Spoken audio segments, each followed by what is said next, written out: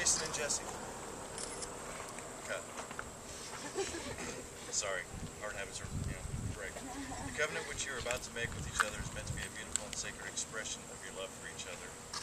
As you pledge your vows to each other, and as you commit your lives to each other, we ask that you do so in all seriousness, and yet with a deep sense of joy. With the deep conviction that you are committing yourselves to a dynamic, growing relationship of trust, mutual support, and caring love.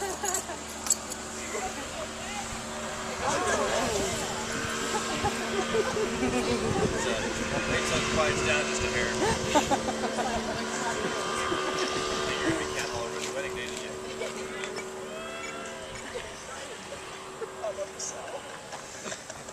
Alright, Jessica has asked me to read from Venus Symposium.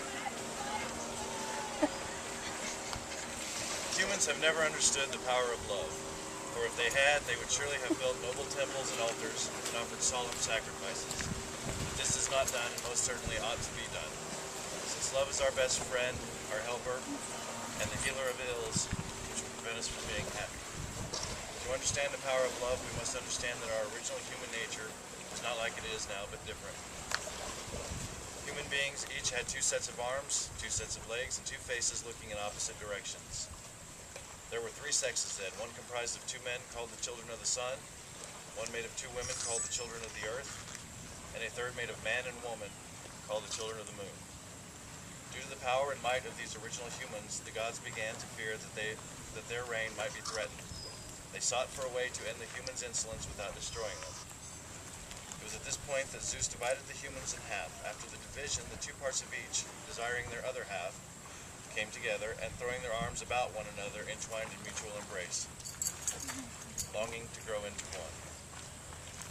So ancient is the desire of one another which is implanted in us, reuniting our original nature, making one of two, and healing the state of humankind. Each of us, when separated, having one side only, is but the indentured of a person, and we have always been looking for our other half. The original nature lies with the children of the sun, are men who are drawn to other men. Those of the children of earth are women who love other women. And the children of the moon are the men and women drawn into one another. And when one of us meets our other half, we are lost in an amazement of love and friendship and intimacy. And it would not be out of the other's sight even for a moment. We pass our whole lives together, desiring that we should be melted into one, to spend our lives as one person instead of two, and so that our death there will be only one departed soul instead of two. This is the very expression of our ancient need, and the reason is that human nature was originally one, and we were a whole, and desire and pursuit of the whole is called love. The couple have written their own vows. Jason asked me very nicely if he could go first. First off, you look good.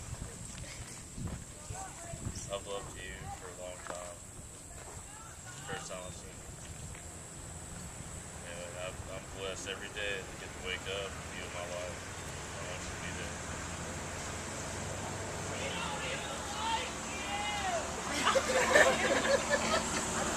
Don't make me cut you at my son's wedding, okay?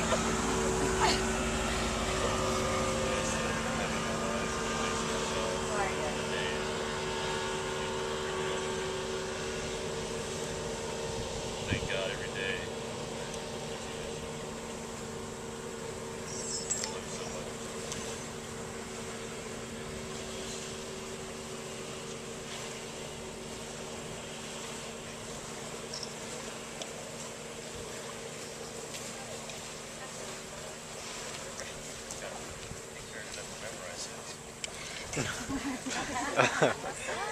At least you tried. Typed and not handwritten. That's professional. Okay.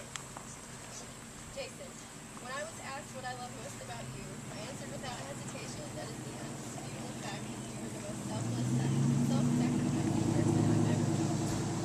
Your kindness toward the people you care about the most, and even toward complete strangers, makes me want to be a better person so that I can be worthy. And when I was asked why I wanted to marry you, I was reminded of the very same answer that you gave me, because you are my best friend and why I would want to marry you.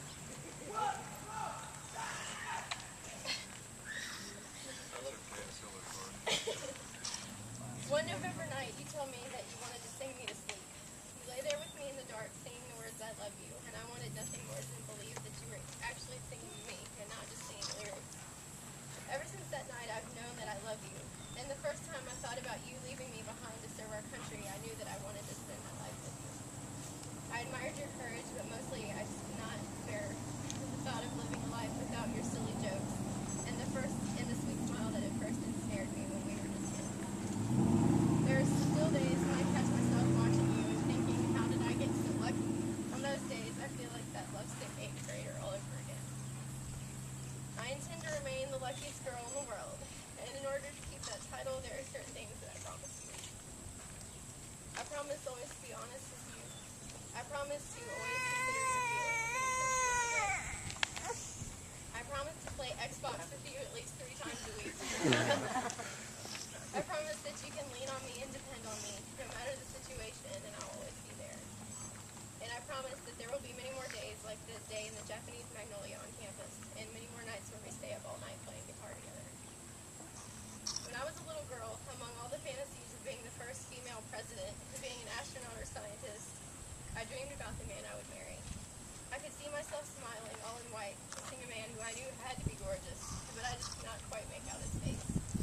His face did not come into focus until the night I fell in love with you. You were my dream all the time. I love you unconditionally and irrevocably, and it's me and you against the world, babe. I can point out shit, saying anything about not wearing a hat.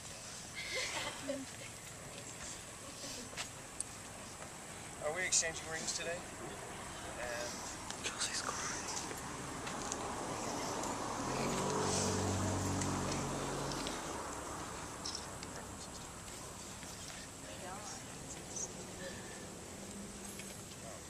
now the ring is a symbol of the commitment which bind these two together. There are 2 rings because there are 2 people, each to make a contribution to the life of the other and their new life together. That they who wear them abide together in peace and grow in one another's eyes. Place the ring on him. Place the ring. Could you repeat after me, Jason? Or excuse me, I'm sorry. Not repeat after me so much as Jason, will you have Jessica to be your wife, to live together as friend and mate? Will you love her as a person, respect her as an equal, sharing joy as well as sorrow, triumph as well as defeat, and keep her beside you as long as you both shall live? I do. Jessica, will you have Jason to be your husband, to live together as a friend and mate? Will you love him as a person, respect him as an equal, sharing joy as well as sorrow, triumph as well as defeat, and keep him beside you as long as you both shall live? Yeah, why don't you put your ring on?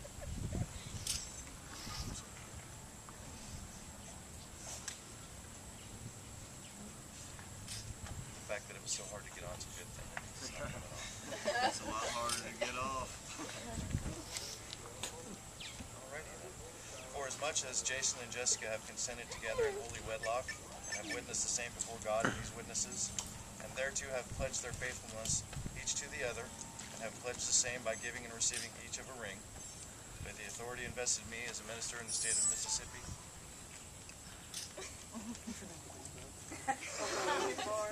I pronounce you man and wife. You may kiss the bride.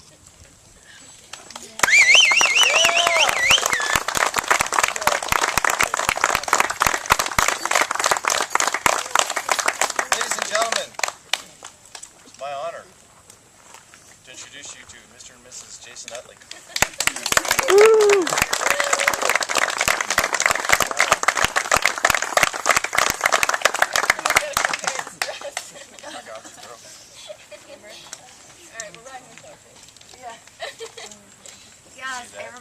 Everybody knows we're having a reception. Everybody's welcome. Please come. Did you bring a pen? I sure did. Cake and snacks and Well, we don't have to do it right now. Oh, we can do it later. Just a moment. As long as it gets signed. Okay, so everybody knows where the reception is, correct? Yes, okay. I think Amber heard, but I'm not sure. I'm gonna call her back.